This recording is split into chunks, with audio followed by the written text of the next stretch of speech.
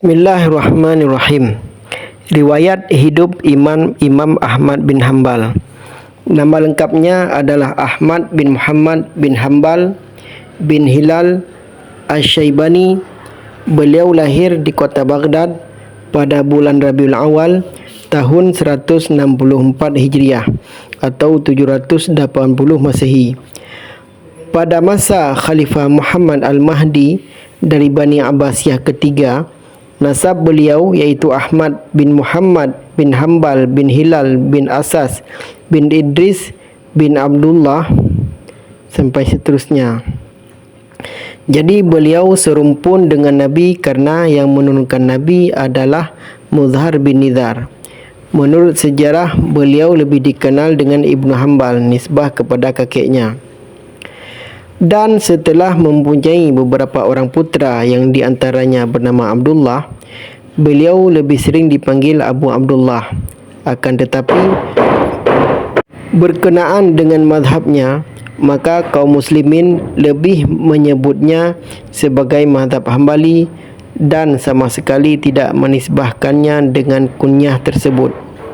Sejak kecil, Imam Ahmad kendati dalam keadaan yatim dan miskin, namun berkat bimbingan ibunya yang salihah, beliau mampu menjadi manusia yang teramat cinta pada ilmu, kebaikan dan kebenaran.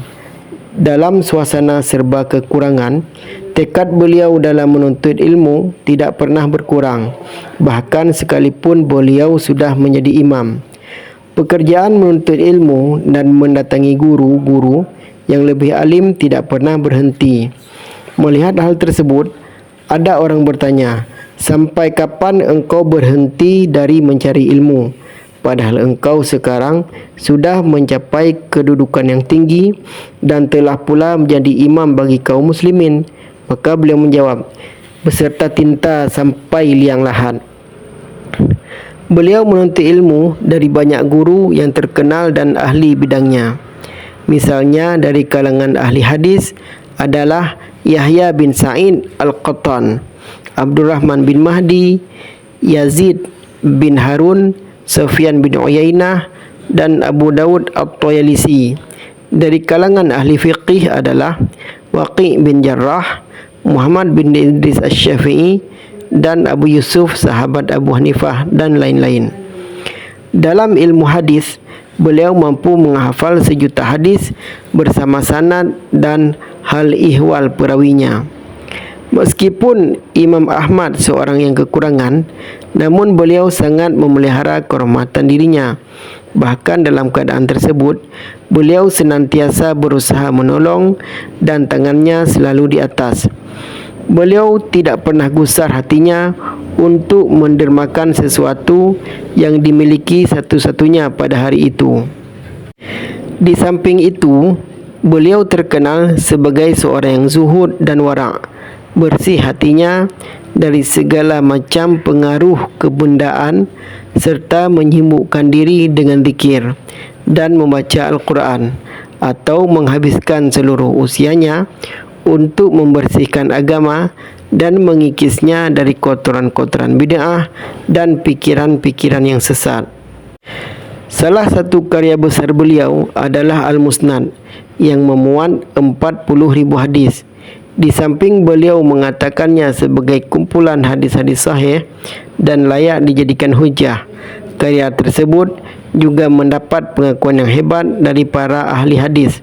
Selain Al-Musnad, karya beliau yang lain adalah Tafsir Al-Quran, An-Nasikh wal Mansukh, Al-Muqaddam wal Muakhar fil Quran, Jawabat Al-Quran, At-Tarikh, Al-Manasik Al-Kabir, Al-Manasik As-Saghir, Ta'attur Rasul, Al-I'lal, Al-Wara' dan As-Salah.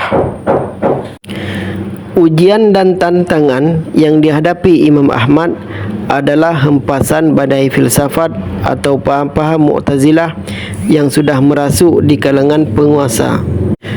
Tepatnya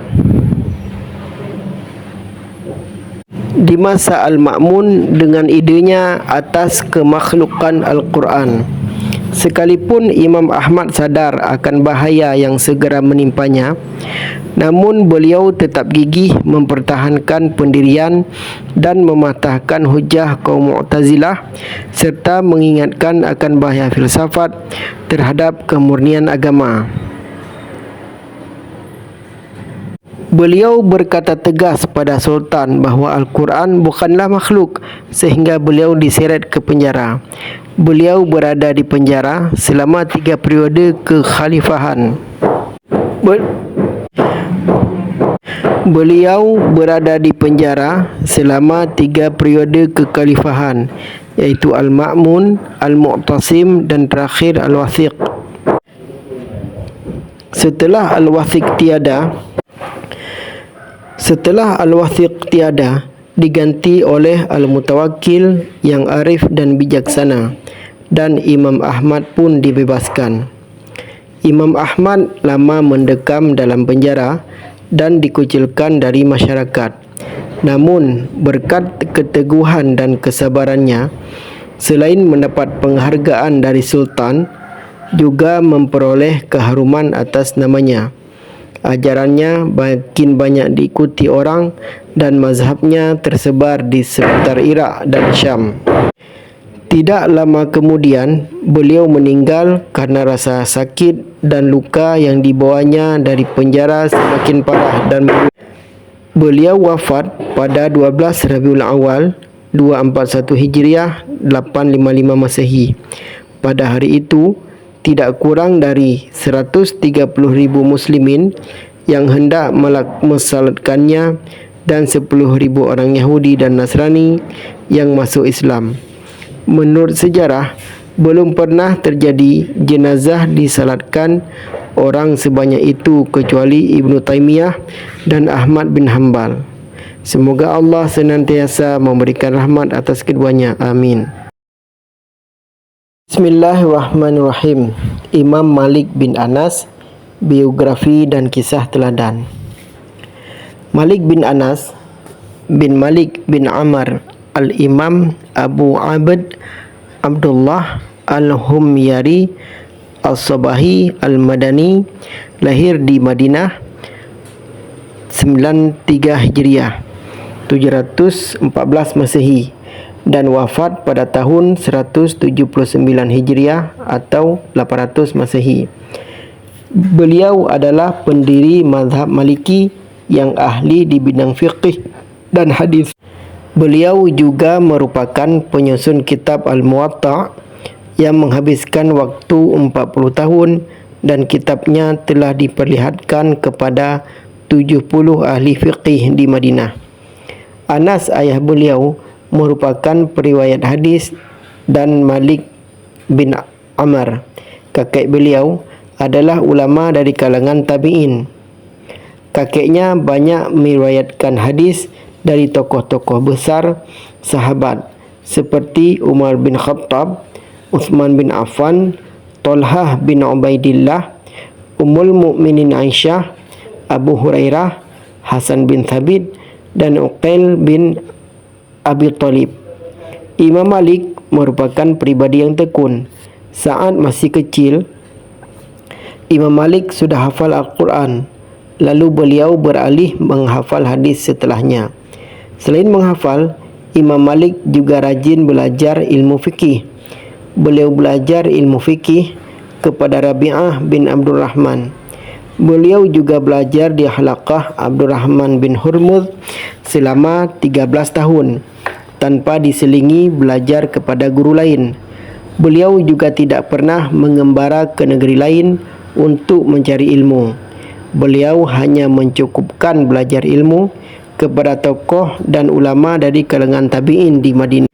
Dengan ketekunan tersebut menjadikan beliau pribadi yang berpengetahuan luas. Ulama besar seperti Imam Abu Hanifah dan Imam Asy-Syafi'i pernah menimba ilmu dan belajar kepada beliau. Sebelum beliau wafat, beliau meninggalkan beberapa karya yang dapat dinikmati, yaitu Al-Muwatta dan mazhab Maliki. Kisah Imam Malik yang perlu diteladani. Kisah yang dapat diteladani dari Imam Malik ialah berani berkata tidak tahu kepada penanya. Hal ini penting kerana sebagai seorang yang berpengetahuan, terkadang sulit atau bahkan gengsi untuk mengatakan tidak tahu. Sebuah riwayat dari Ibnu Mahdi menyatakan bahawa ada seorang lelaki bertanya kepada Imam Malik tentang sebuah masalah. Imam Malik menjawab, "La uhsinuha." Aku tidak mengerti masalah itu dengan baik. Lalu lelaki itu berkata lagi, "Aku telah melakukan perjalanan jauh untuk bertanya kepadamu tentang masalah ini." Imam Malik lalu berkata kepadanya, "Ketika kau kembali ke tempat tinggalmu, kabarkan pada masyarakat di sana bahawa aku berkata kepadamu bahawa aku tidak mengerti dengan baik masalah tersebut." Bismillahirrahmanirrahim. Imam Syafi'i, biografi dan kisah teladan. Biografi Imam Syafi'i. Abu Abdullah Muhammad bin Idris Asy-Syafi'i atau Muhammad bin Idris Asy-Syafi'i atau Imam Syafi'i adalah seorang mufti besar Sunni Islam dan juga pendiri mazhab Syafi'i. Beliau lahir pada tahun 150 Hijriah di Gaza, Palestina. Pada tahun yang sama wafat Imam Abu Hanifah, seorang ulama besar Sunni Islam, dan beliau wafat pada malam Jumat menjelang subuh pada hari terakhir bulan Rajab tahun 204 Hijriah atau tahun 809 Masehi pada usia 52 tahun. Beliau dinamai ayahnya Idris bin Abbas ketika mengetahui bahawa istrinya Fatimah Ad-Diyah sedang mengandung. Idris bin Abbas berkata, "Jika engkau melahirkan seorang putra, maka akan aku namakan Muhammad dan akan aku panggil dengan nama salah seorang kakeknya, yaitu Syafi'i bin Syaib." Ayah Imam Syafi'i meninggal setelah 2 tahun kelahirannya.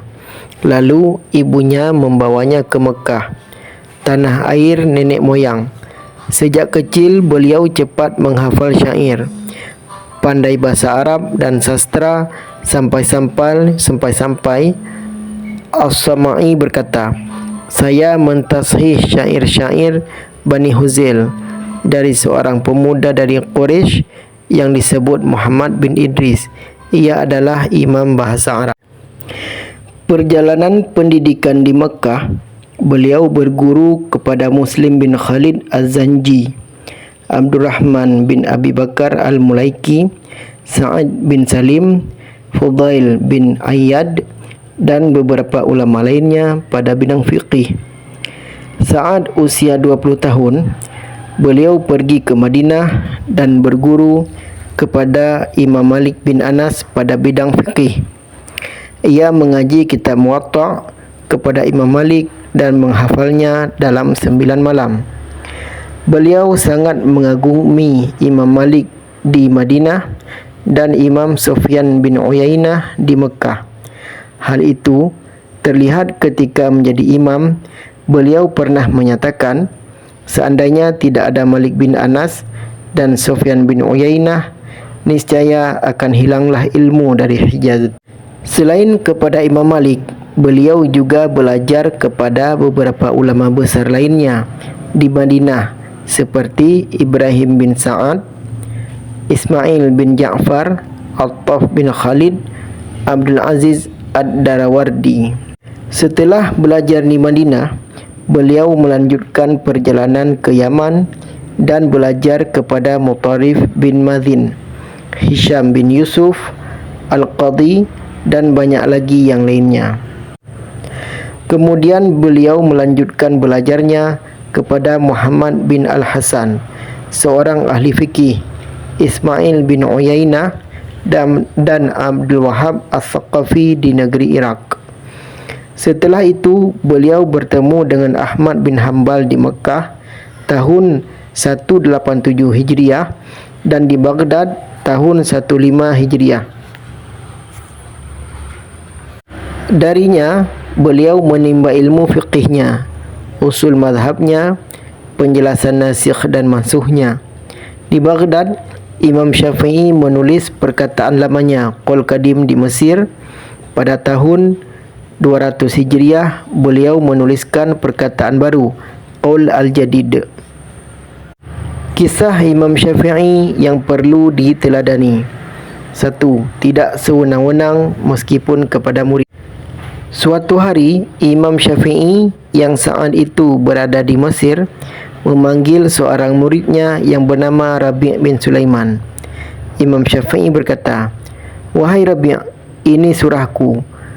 Pergilah dan sampaikan surah ini kepada Abu Abdillah, Imam Ahmad bin Hanbal. Sesampai di sana, kamu tunggu jawabannya dan sampaikan kepada." Setelah Rabi' menyampaikannya, kemudian Imam Ahmad mencopot salah satu baju gamis yang menempel di tubuhnya dan memberikannya kepada Rabi'. Rabi' pun kembali ke Mesir dan segera menemui Imam Syafi'i dan memberikan surah balasan dari Imam Ahmad. Setelah itu, Imam Syafi'i bertanya, "Apa yang diberikannya padamu?" Rabi' menjawab, "Ia memberikan baju gamisnya." Kemudian Imam Syafi'i berkata, "Aku bukan hendak menyusahkanmu dengan memintamu memberikan baju itu kepadaku. Namun, basuhlah baju itu, kemudian berikan air basuhannya padaku agar aku bisa bertabaruk dengannya."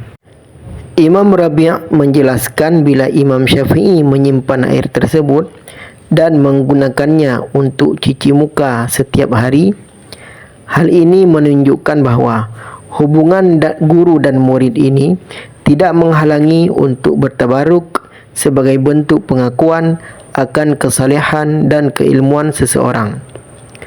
Mendamaikan perselisihan. Suatu ketika, Ar-Rabi' sebagai murid memberikan informasi kepada gurunya, Imam Syafi'i, bahawa kondisi di Mesir saat itu terbagi menjadi dua kelompok yang kukuh pada pendapatnya, iaitu kelompok penganut mazhab Maliki dan kelompok penganut mazhab Hanafi. Imam Syafi'i pun memiliki niat untuk mendamaikan dua kelompok tersebut. Perselisihan kedua kelompok itu terjadi karena cara pandang dalam menggali hukum yang berbeda.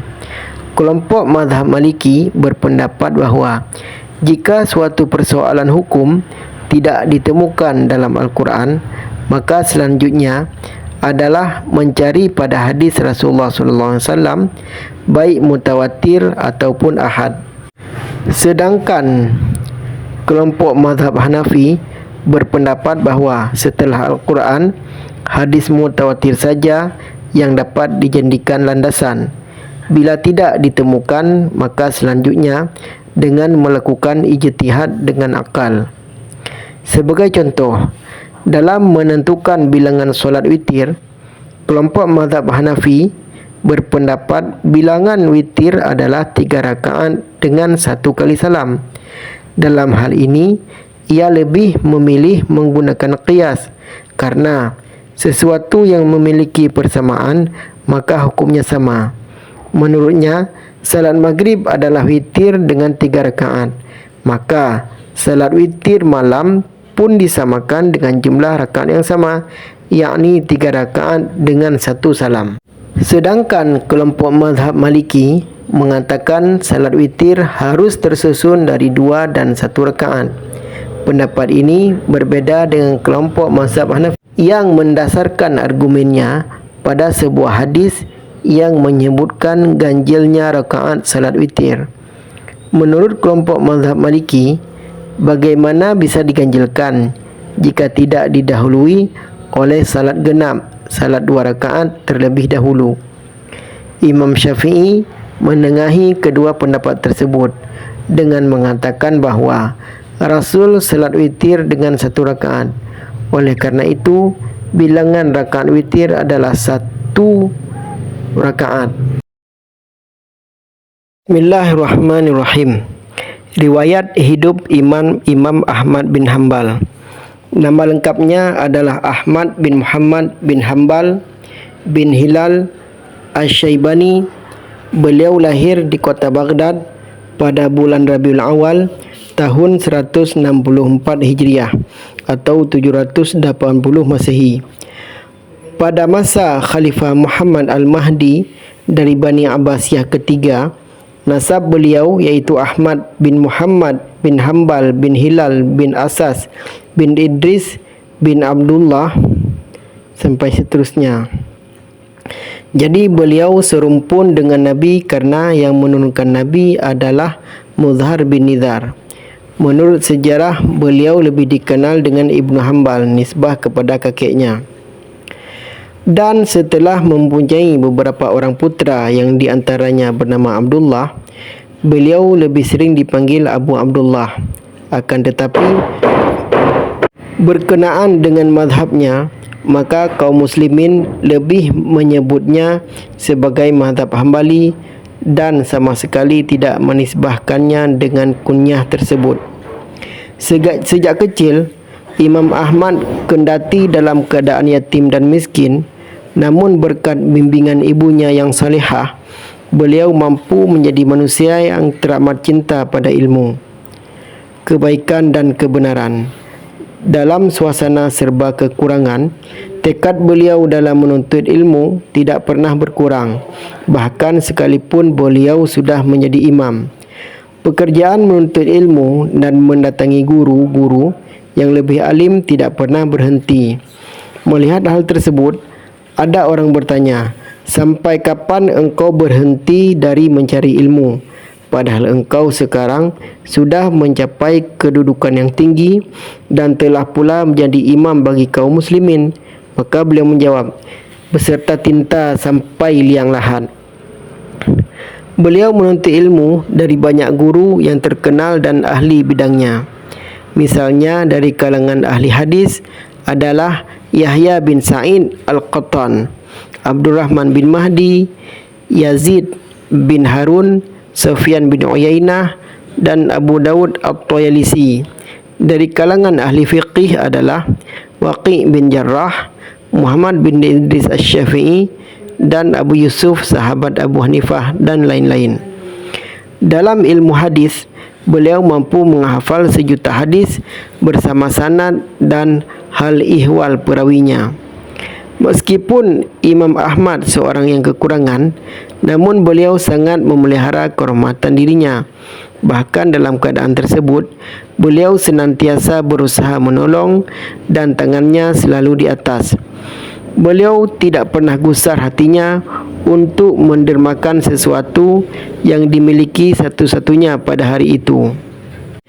Di samping itu, beliau terkenal sebagai seorang yang zuhud dan wara', bersih hatinya dari segala macam pengaruh kebendaan serta menyibukkan diri dengan zikir dan membaca Al-Quran, atau menghabiskan seluruh usianya untuk membersihkan agama dan mengikisnya dari kotoran-kotoran bid'ah dan pikiran-pikiran yang sesat.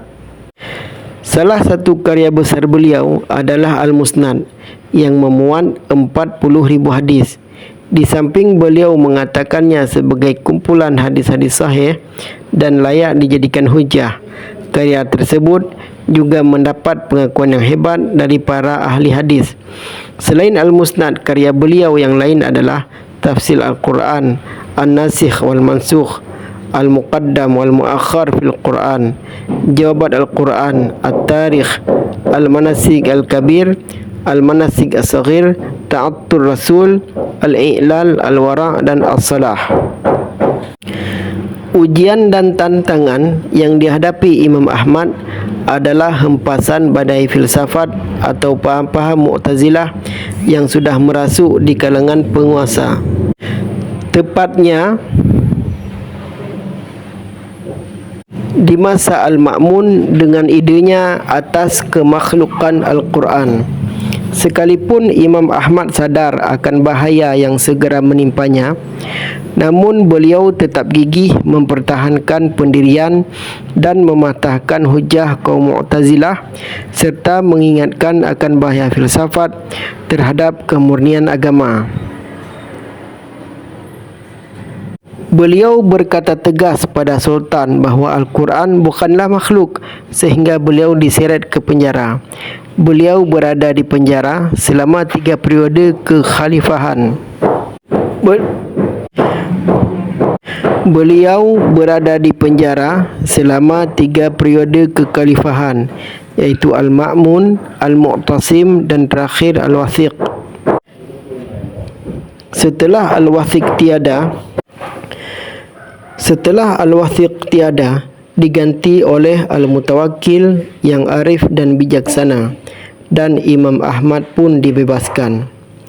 Imam Ahmad lama mendekam dalam penjara dan dikucilkan dari masyarakat. Namun berkat keteguhan dan kesabarannya, selain mendapat penghargaan dari Sultan, juga memperoleh keharuman atas namanya. Ajarannya makin banyak diikuti orang dan mazhabnya tersebar di sekitar Iraq dan Syam. Tidak lama kemudian, beliau meninggal karena rasa sakit dan luka yang dibawanya dari penjara semakin parah dan beliau wafat pada 12 Rabiul Awal 241 Hijriah 855 Masehi. Pada hari itu, tidak kurang dari 130,000 muslimin yang hendak mensalatkannya dan 10,000 orang Yahudi dan Nasrani yang masuk Islam. Menurut sejarah, belum pernah terjadi jenazah disalatkan orang sebanyak itu kecuali Ibnu Taimiyah dan Ahmad bin Hanbal. Semoga Allah senantiasa memberikan rahmat atas keduanya. Amin. Bismillahirrahmanirrahim. Assalamualaikum warahmatullahi wabarakatuh. Imam Bukhari, ahli hadis yang pernah menderita kebutaan. Siapa yang tidak kenal dengan Imam Bukhari, salah satu ulama tersohor dan paling masyhur dalam sejarah ilmu hadis. Bahkan kitab hadis yang ditulis olehnya memiliki nilai yang paling tinggi melebihi kitab-kitab hadis yang lain.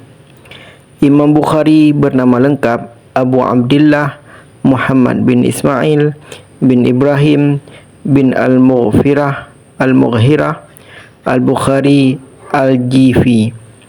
Ia dilahirkan di desa Bukhara pada hari Jumat 11 Syawal tahun 194 Hijriah. Ia tumbuh besar sebagai seorang anak yatim. Ayahnya wafat ketika ia masih balita, sehingga ia tumbuh besar tanpa senyum dan semangat dari seorang ayah. Tidak sebatas tumbuh besar sebagai anak yatim, Bukhari kecil juga mendapatkan ujian, pernah buta kedua matanya saat masih kecil. Ia menderita sakit mata yang sangat perih melebihi sakit mata pada umumnya, hingga pada akhirnya menjadikan Al-Bukhari buta. Setelah kejadian itu, ibunda Imam Al-Bukhari selalu bersedih atas derita yang dialami oleh putranya itu. Ia selalu menangis tak henti-henti dan berdoa kepada Allah Subhanahu wa taala untuk kesembuhan anak semata wayangnya itu. Hingga kemudian Allah Subhanahu wa taala mengabulkan doa ibunya itu dan mengembalikan penglihatan Al-Bukhari. Dikisahkan bahawa suatu malam ibunda Imam Al-Bukhari bermimpi melihat Nabi Ibrahim alaihissalam. Dalam mimpinya itu, Nabi Ibrahim berkata kepadanya bahawa Allah Subhanahu wa taala telah mengembalikan penglihatan Bukhari seperti sedia kala. Kisah ini sebagaimana disebutkan dalam kitab Mukhtasar Sahihil Bukhari, Imam Syihabuddin Az-Zabidi mengisahkan, nasya'a yatiman haitsu tawaffa abuhu wa huwa saghirun wa usiba bi basarihi mundu na'umati adfarihi. Fara'at ummuhu Ibrahim al-Khalil fil manam qailan laha, ya hadhihi qad raddallahu ala waladiki basarahu bikathrati du'aiki. Artinya, Imam Bukhari tumbuh menjadi anak yatim karena ayahnya wafat sejak usianya masih balita. Ia juga menderita buta mata sejak usia mudanya. Kemudian ibunya bermimpi bertemu dengan Nabi Ibrahim al-Khalil alaihi salam dalam tidurnya. Seraya berkata kepadanya, "Wahai wanita, sungguh Allah telah mengembalikan penglihatan putramu karena banyaknya doa yang kamu panjatkan." Imam Syahabuddin Mukhtasar al-Bukhari al-Musamma At-Tajridis Sahih al-Hadis as-Sahih. Setelah mengalami mimpi itu, ibunda Imam al-Bukhari terbangun dan langsung melihat putranya. Ternyata atas izin Allah, buta yang diderita oleh Bukhari sudah sembuh dan pandangannya sudah kembali bisa melihat sebagaimana biasanya. Rihlah keilmuan Imam al-Bukhari. Kendati tumbuh sebagai anak yatim dan pernah mengalami derita buta mata, hal itu sama sekali tidak menjadikan semangat al-Bukhari pupus untuk menjadi seorang yang memiliki ilmu yang luas. Ia merupakan tipikal anak yang sangat semangat dan giat. Semua waktunya ia gunakan untuk mempelajari ilmu agama dan menghafalnya. Ia berkelana ke mana-mana untuk berguru kepada para ulama tersohor pada masanya. Di antara gurunya adalah Imam Ahmad bin Hanbal, pencetus mazhab Hanabilah, Imam Ali al-Madini, Imam Yahya bin Mu'in, Imam Ishaq bin Rahawih, dan ulama-ulama lainnya. Di bawah bimbingan para ulama yang sangat alim itu, Al-Bukhari tumbuh menjadi sosok yang sangat giat, semangat, cerdas dan tangkas. Ilmu-ilmu yang diajarkan oleh guru-gurunya berhasil ia lahap dengan sempurna. Tidak hanya sekedar memahami saja, namun ia juga berhasil menghafal semua pelajaran tersebut. Ia juga merupakan ulama yang sangat kuat hafalannya. Dikisahkan bahawa suatu hari Imam Al-Bukhari pergi bersama sahabatnya untuk belajar ilmu hadis kepada para ulama yang ada di Basrah. Waktu itu ia masih sangat muda. Setiap hadir di majlis-majlis pelajaran hadis, ia tidak pernah terlihat menulis hadis yang disampaikan oleh gurunya. Hal itu terus berulang selama berhari-hari, hingga suatu hari temannya bertanya mengenai hal itu. "Kamu bersama kami mendengarkan hadis, tapi tidak pernah mencatatnya. Sebetulnya apa yang sedang kamu kerjakan?" Mendengar pertanyaan temannya tersebut, ia memilih diam dan tidak menjawabnya. Hingga setelah berhari-hari dari kejadian itu, kembali ditanyakan lagi dengan pertanyaan yang sama. Mendengar pertanyaan itu kembali, lantas Imam Bukhari berkata, "Sungguh kalian berdua sering bertanya dan mendesakku. Sekarang coba tunjukkan apa yang telah kalian tulis." Kemudian teman Al-Bukhari itu mengeluarkan hasil catatan yang berhasil mereka tulis. Jika ditotal, semua berjumlah lebih dari 15.000 hadis. Setelah itu, Al-Bukhari mulai menyebutkan semua hadis tersebut melalui hafalan yang ia miliki.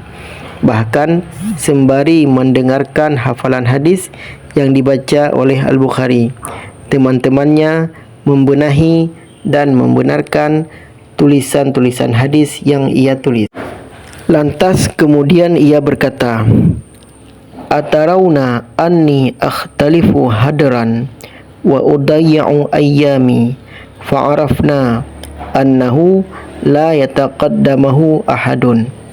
Artinya, apakah kalian mengira bahwa selama ini aku hanya bermain-main dan hanya menyia-nyiakan hariku, kami teman Al-Bukhari pun sadar bahawa tidak ada seorang pun yang melebihi kemampuan hafalannya. Imam Tajuddin As-Subuki, Tabaqatus Syafi'iyah Al-Kubra, Maktabah Syamilah, Juz 2, halaman 217. Demikian penjelasan kisah Imam Al-Bukhari yang pernah menderita buta mata, sekaligus biografi singkatnya selama menuntut ilmu dan kekuatan hafalannya yang sangat kuat, Allahu a'lam, oleh Sunnatullah, pengajar di Pondok Pesantren Al-Hikmah Darussalam, Durjan Kokob, Bangkalan, Jawa Timur. Bismillahirrahmanirrahim. Assalamualaikum warahmatullahi wabarakatuh. Imam Muslim bin Al-Hajjaj, pecinta ilmu hadis sejak usia belia. Abad ketiga Hijriah adalah masa di mana dunia keilmuan umat Islam mengalami golden age, terlebih pada bidang ilmu hadis.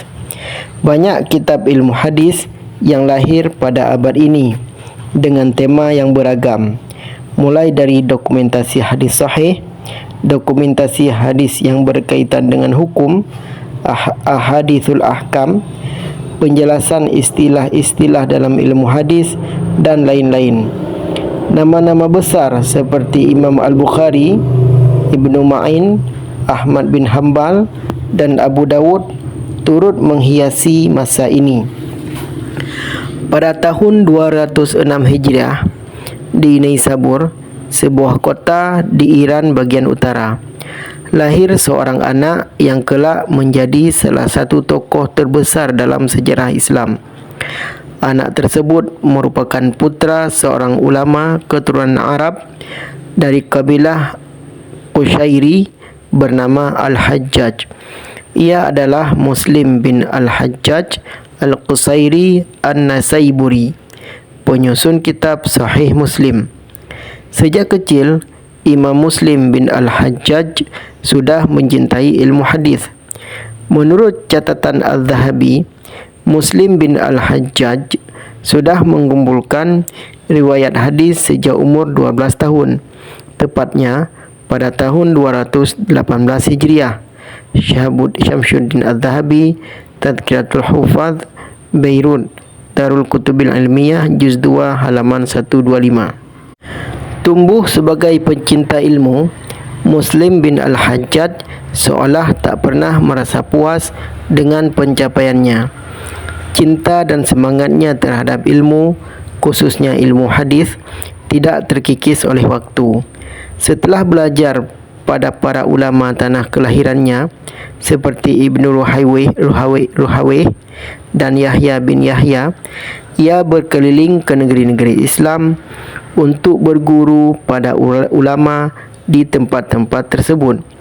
Ia pergi ke Irak berguru pada Ahmad bin Hanbal dan Abdullah bin Maslamah, mengunjungi Rai dan berguru pada Muhammad bin Mihran, mengembara ke Hijaz dan mengais ilmu dari Sa'id bin Mansur dan Abi Mus'ab, dan mendatangi Mesir berguru kepada Amr bin Sawad dan Harmalah bin Yahya, murid Imam Syafi'i. Bahkan Al-Bukhari juga tercatat sebagai salah satu guru Muslim bin Al-Hajjaj.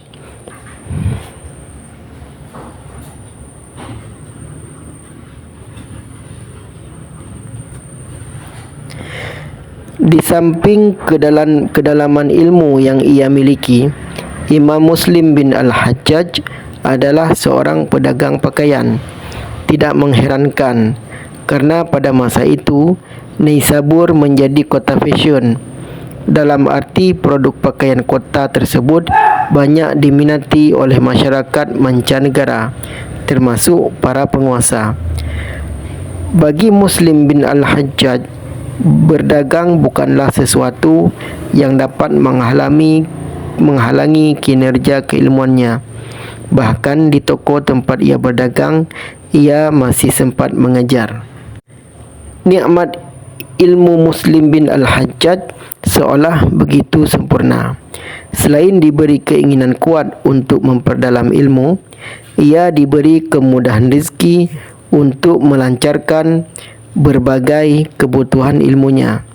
Dipertemukan dengan para guru yang luar biasa dan juga memiliki murid-murid yang luar biasa.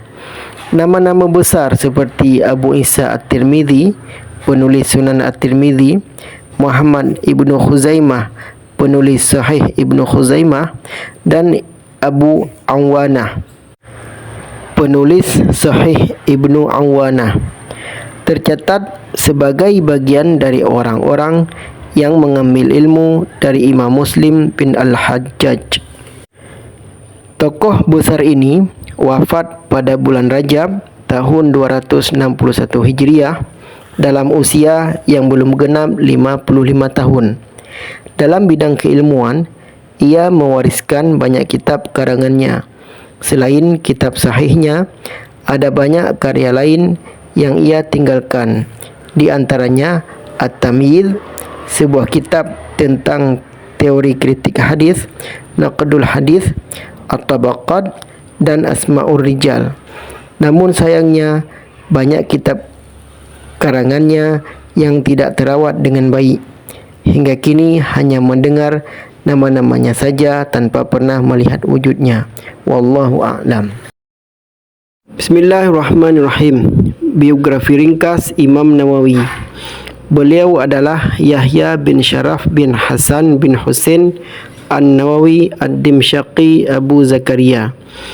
Beliau dilahirkan pada bulan Muharram tahun 631 Hijriah di Nawa, sebuah kampung di daerah Dimsyaq, Damaskus, yang sekarang merupakan ibu kota Suriah. Beliau dididik oleh ayah beliau yang terkenal dengan kesalehan dan ketakwaan. Beliau mulai belajar di Katatib, tempat belajar baca tulis untuk anak-anak, dan hafal Al-Quran sebelum menginjak usia baligh. Ketika berumur 10 tahun, Syekh Yasin bin Yusuf Az-Zarkashi melihatnya dipaksa bermain oleh teman-teman sebayanya. Namun ia menghindar, menolak dan menangis karena paksaan tersebut. Syekh ini berkata bahawa anak ini diharapkan akan menjadi orang paling pintar dan paling zuhud pada masanya dan bisa memberikan manfaat yang besar kepada umat Islam. Perhatian ayah dan guru beliau pun menjadi semakin besar. An-Nawawi tinggal di Nawa hingga berusia 18 tahun. Kemudian pada tahun 649 Hijriah, ia memulai rihlah thalabul ilminya ke Dimsyaq dengan menghadiri halaqah-halaqah ilmiah yang diadakan oleh para ulama kota tersebut. Ia tinggal di Madrasah Ar-Rahawiyah di dekat Jami' Al-Umawi. Jadilah thalabul ilmi sebagai kesibukannya yang utama. Disebutkan bahawa ia menghadiri 12 halaqah dalam sehari. Ia rajin sekali dan menghafal banyak hal. Ia pun mengungguli teman-temannya yang lain. Ia berkata, "Dan aku menulis segala yang berhubungan dengannya, baik penjelasan kalimat yang sulit maupun pemberian harakat pada kata-kata, dan Allah telah memberikan barakah dalam waktuku." Syazaratul Zahab. Di antara syekh beliau, Abdul Baqa An-Nablusi, Abdul Aziz bin Muhammad Al-Ausi, Abu Ishaq Al-Muradi, Abul Faraj Ibnu Qudamah Al-Maqdisi, Ishaq bin Ahmad Al-Maghribi, dan Ibnul Firqah. Di antara murid beliau, Ibnu Attar Asy-Syafi'i, Abu Al-Hajjaj Al-Mizzi, Ibnu Naqib Asy-Syafi'i, Abul Abbas Al-Ishbili, dan Ibnu Abdil Hadi. Pada tahun 651 Hijriah, ia menunaikan ibadah haji bersama ayahnya. Kemudian ia pergi ke Madinah dan menetap di sana selama 1,5 bulan, lalu kembali ke Dimsyaq. Pada tahun 665 Hijriah, ia mengajar di Darul Hadis Asy-Syarafiyah Dimsyaq dan menolak untuk mengambil gaji. Beliau digelari Muhyiddin yang menghidupkan agama dan membenci gelar ini karena tawaduk beliau. Di samping itu, agama Islam adalah agama yang hidup dan kokoh, tidak memerlukan orang yang menghidupkannya sehingga menjadi hujjah atas orang-orang yang meremehkannya atau meninggalkannya. Diuraikan bahawa beliau berkata, "Aku tidak akan memaafkan orang yang menggelariku Muhyiddin." Imam An-Nawawi adalah seorang yang zuhud, wara' dan bertakwa. Beliau sederhana, qanaah dan berwibawa. Beliau menggunakan banyak waktu beliau dalam ketaatan. Sering tidak tidur malam untuk ibadah atau menulis. Beliau juga menegakkan amar ma'ruf nahi mungkar, termasuk kepada para penguasa dengan cara yang telah digariskan Islam. Beliau menulis surat berisi nasihat untuk pemerintah dengan bahasa yang halus sekali. Suatu ketika, beliau dipanggil oleh Raja Al-Zahir Bebris untuk menandatangani sebuah fatwa. Datanglah beliau yang bertubuh kurus dan berpakaian sangat sederhana. Raja pun meremehkannya dan berkata, "Tandatangilah fatwa ini." Beliau membaca dan menolak untuk membubuhkan tanda tangan. Raja marah dan berkata, "Kenapa?" Beliau menjawab, "Karena berisi kezaliman yang nyata." Raja semakin marah dan berkata, "Pecat ia dari semua jabatannya." Para pembantu raja berkata, "Ia tidak punya jabatan sama sekali." Raja ingin membunuhnya, tapi Allah menghalanginya. Raja ditanya, "Kenapa tidak engkau bunuh dia, padahal sudah bersikap demikian kepada Tuhan?" Raja pun menjawab, "Demi Allah, aku sangat segan padanya." Imam Nawawi meninggalkan banyak sekali karya ilmiah yang terkenal.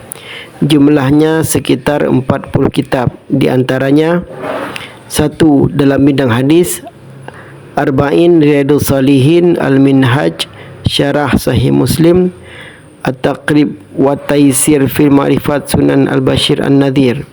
2. Dalam bidang fikih, Minhajut Talibin, Raudatut Talibin, Al-Majmu'. Dalam bidang bahasa, Tahdhibul Asma' wal Lughah. Dalam bidang akhlak, At-Tibyan fil Adab, Ahmalatil Quran, Bustanul Arifin dan Al-Adhkar. Kitab-kitab ini dikenal secara luas, termasuk oleh orang awam, dan memberikan manfaat yang besar sekali untuk umat. Ini semua tidak lain karena taufik dari Allah Ta'ala, kemudian keikhlasan dan kesungguhan beliau dalam berjuang.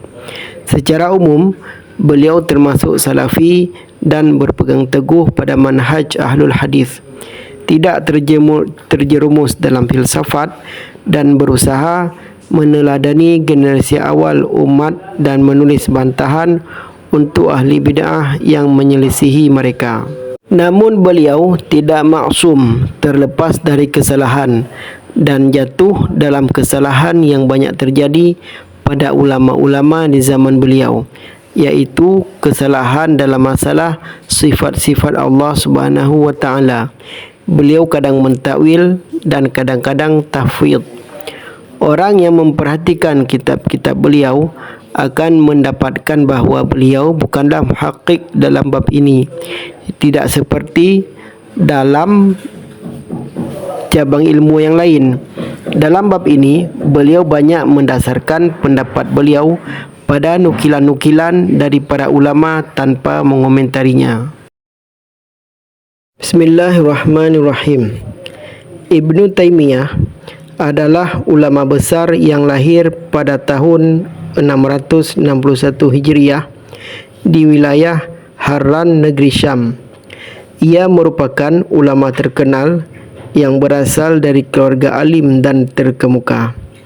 Dalam sejarahnya, Ibnu Taimiyah dikenal sebagai ulama mujahid yang turut berjuang melawan musuh-musuh Islam. Beliau lahir di lingkungan yang menjunjung tinggi nilai intelektual, sehingga dirinya pun ikut terjun dalam ilmu tentang Islam. Sebagai pribadi yang alim, Ibnu Taimiyah sudah mengkhatamkan hafalan Al-Quran sejak usia 7 tahun. Ia menjadi pakar dalam berbagai ilmu Islam seperti tafsir, hadis, fikih, usul fiqh, bahasa Arab, sejarah dan lain-lain. Ibnu Taimiyah dikenal akan hafalan dan kecerdasannya yang luar biasa. Kemampuannya dalam mengatur waktu juga cukup diakui oleh para ulama. Biografi Ibnu Taimiyah. Ibnu Taimiyah memiliki nama lengkap Ahmad Taqiyuddin Abu Al-Abbas bin Syekh Syihabuddin Abi Al-Mahasin Abdul Halim. Beliau hidup di abad pertengahan di mana Islam sedang mengalami disintegrasi dan dekadensi moral.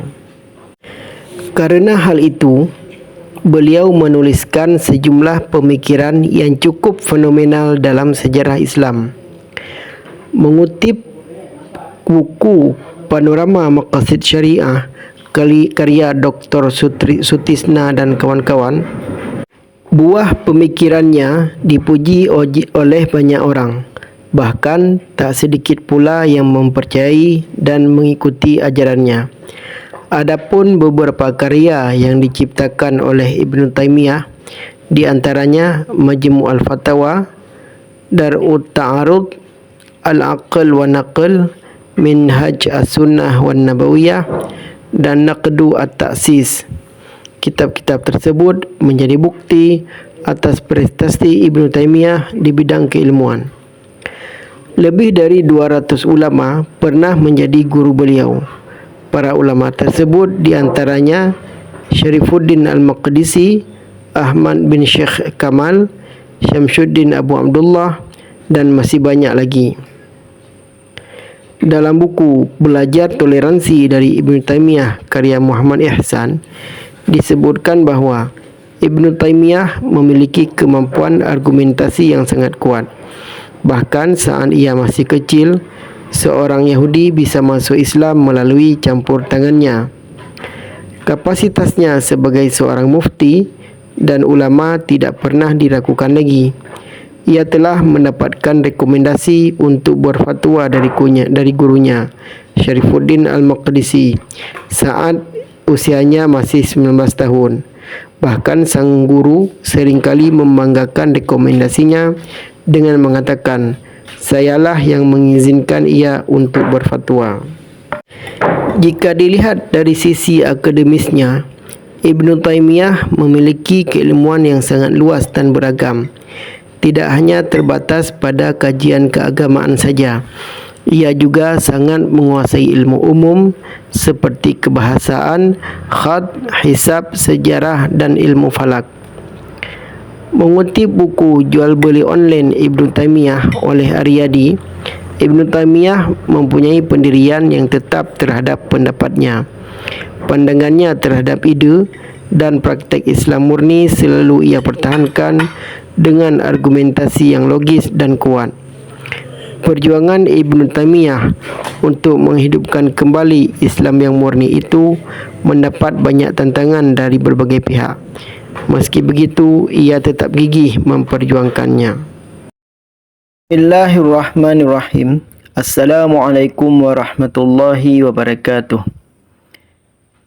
Kisah tokoh tabi'in Amir bin Syurahbil Asy-Sya'bi. Selang 6 tahun setelah masa Khalifah Al-Faruq radhiyallahu anhu, lahirlah seorang bayi dari keluarga Muslim. Tubuhnya begitu kurus dan mungil, karena saudara kembarnya lebih banyak mendapatkan jatah di rahim ibunya, sehingga dia tidak memiliki kesempatan untuk mengembangkan tubuhnya. Namun, kelak tak ada yang mampu menyamainya, baik saudara kembarnya maupun orang lain dalam hal ilmu. Dialah Amir bin Syurahbil Al-Humairi yang lebih dikenal dengan panggilan Asy-Sya'bi, seorang tokoh muslimin pada zamannya. Beliau lahir dan dibesarkan di kota Kufah. Akan tetapi, kota Madinah Al-Munawwarah merupakan kota yang menjadi idamannya. Beliau sering mondar-mandir ke sana untuk menuntut ilmu dari para sahabat Rasulullah. Sebagaimana para sahabat juga sering bepergian ke Kufah yang menjadi pangkalan untuk jihad fi sabilillah maupun tempat untuk bermukim. Beliau mendapat kesempatan untuk bertemu sebanyak kurang lebih 500 sahabat yang mulia.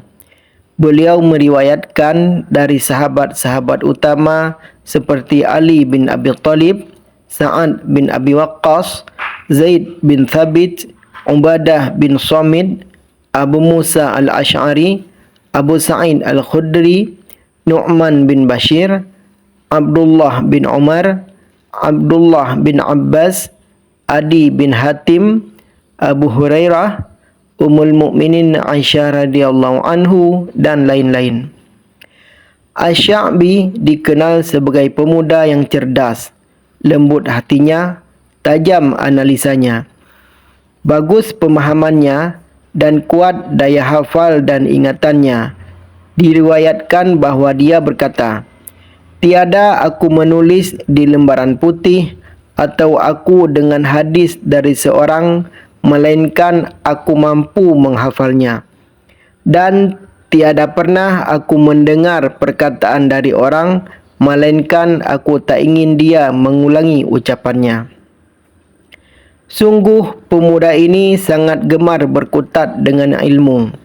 Walaupun untuk memenuhi rasa ingin tahunya, dia harus menempuh berbagai kesulitan dan biaya yang mahal. Dia menjalaninya dengan senang hati. Seperti yang beliau katakan, seandainya ada orang yang pergi dari ujung Syam sampai ke ujung Yaman, lalu dia menghafalkan satu kalimat saja yang bermanfaat bagi dirinya, maka sungguh perjalanannya tak sia-sia. Sehingga sampailah beliau pada tingkatan ilmu seperti yang beliau katakan, "Yang paling sedikit dari yang aku pelajari adalah kata-kata syair. Namun seandainya aku mau membacakan syair-syair yang aku ketahui, tentu akan memakan waktu sebulan penuh tanpa mengulang-ulang yang sudah aku sebutkan."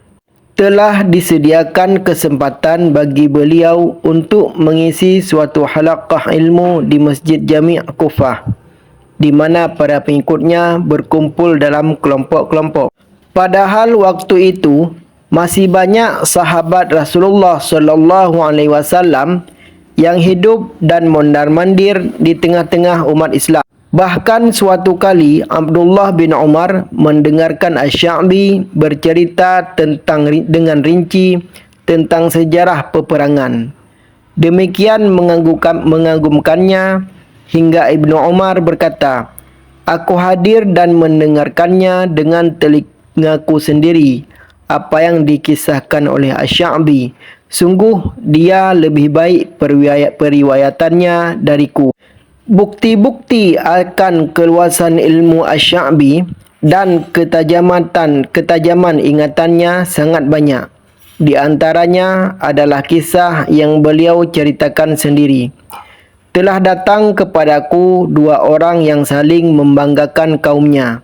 Yang satu dari Bani Amir dan satunya dari Bani Asad.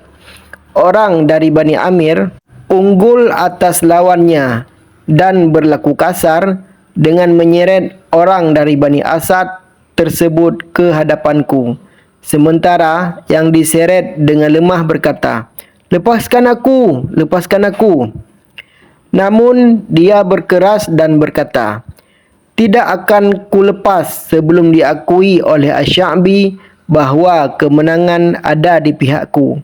Selanjutnya aku berkata kepadanya, 'Lepaskan dulu kawanmu itu, baru kalian akan aku adili.'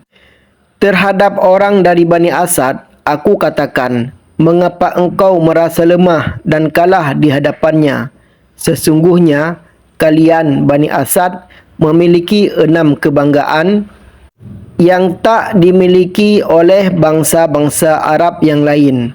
Pertama, di kalangan kalian ada seorang wanita yang dipinang oleh manusia yang paling mulia, Muhammad sallallahu alaihi wasallam. Bahkan Allah sendiri yang menikahkannya dari atas langitnya yang ketujuh dan mengirimkan utusan Jibril untuk keduanya. Dialah Ummul Mukminin Zainab bin Jahsh. Inilah kebanggaan pertama bagi kaummu yang tidak dimiliki bangsa Arab lainnya.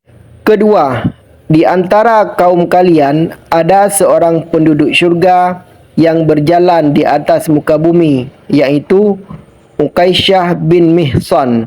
Padahal tidak ada hal seperti itu pada bangsa-bangsa Arab selain kalian, wahai Bani Asad. Ketiga, panji Islam pertama telah diserahkan kepada salah seorang dari kaum kalian, yaitu Abdullah bin Jahsh. Keempat, hasil ghanimah pertama yang dibagi-bagikan dalam Islam adalah hasil ghanimahnya. Kelima, sahabat pertama yang mengikuti Baitur Ridwan adalah dari kaum kalian juga.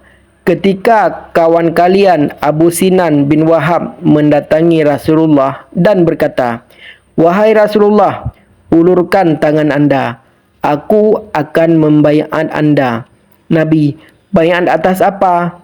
Jawab Abu Sinan, "Atas apa yang ada di hati anda." Nabi menjawab, "Apa yang ada di hatiku?" Abu Sinan menjawab, "Yakni menang atau syahid."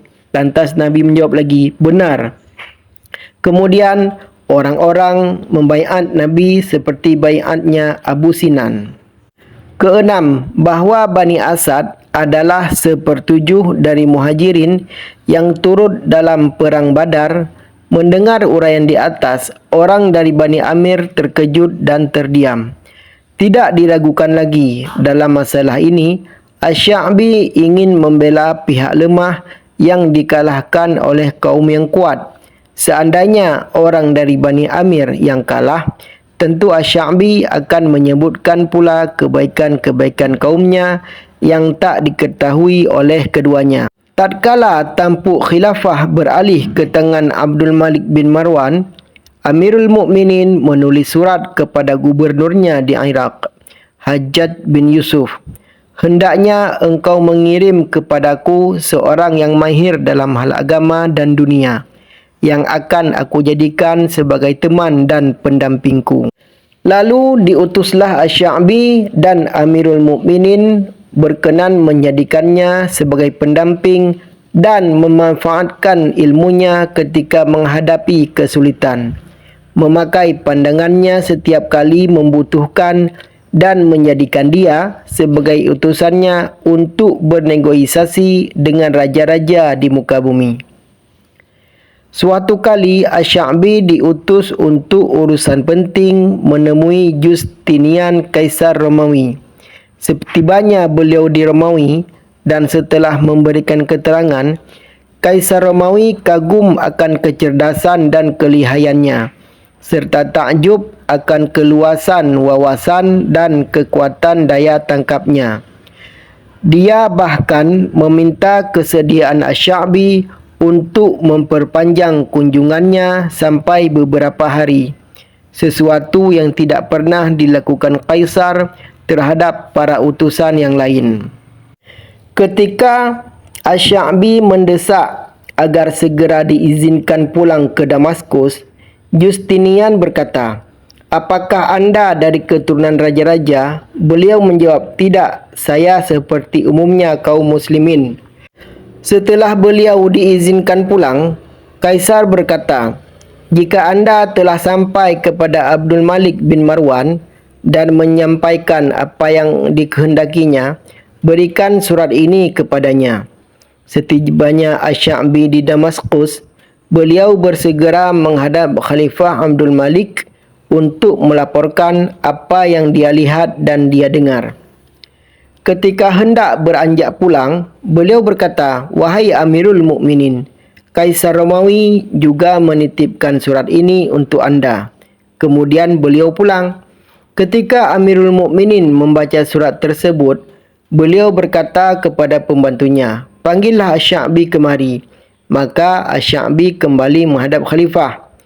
Khalifah bertanya, "Tahukah engkau apa isi surat ini?" Tidak, jawab Asy-Sya'bi. Khalifah Kaisar Romawi itu berkata, saya heran bagaimana bangsa Arab mau mengangkat raja selain orang ini, Asy-Sya'bi. Asy-Sya'bi berkata, dia berkata demikian karena belum pernah berjumpa dengan anda. Andai saja dia pernah melihat anda, tentulah dia tak akan berkata demikian. Khalifah bertanya, tahukah anda mengapa Kaisar Romawi menulis seperti ini? Tidak, wahai Amirul Mukminin, jawab Asy-Sya'bi. Khalifah berkata, dia menulis seperti itu karena iri kepadaku lantaran memiliki pendamping sepertimu. Lalu dia hendak memancing kecemburuanku sehingga aku akan menyingkirkan dirimu. Ketika pertanyaan Abdul Malik ini sampai ke telinga Justinian, dia berkata, demi Allah, memang tidak ada maksud lain dariku selain itu. Asy-Sya'bi mampu meraih derajat ilmu yang setara dengan para ulama senior pada zamannya. Az-Zuhri berkata, sesungguhnya ulama itu ada 4, iaitu Sa'id bin Musayyab di Madinah, Amir bin Syurahbil di Kufah, Hasan al-Basri di Basrah, dan Makhul di Syam. Hanya karena sifat tawadhu', beliau tidak suka jika ada yang menyebutnya sebagai alim, orang yang berilmu. Pernah salah seorang dari kaumnya berkata, jawablah wahai faqih, wahai alim. Beliau berkata, janganlah memujiku dengan apa yang tidak ada padaku. Orang yang faqih adalah orang yang benar-benar menjauhi segala yang diharamkan Allah Subhanahu wa taala, dan orang alim adalah orang yang takut kepada beliau. Manalah aku termasuk ke dalamnya?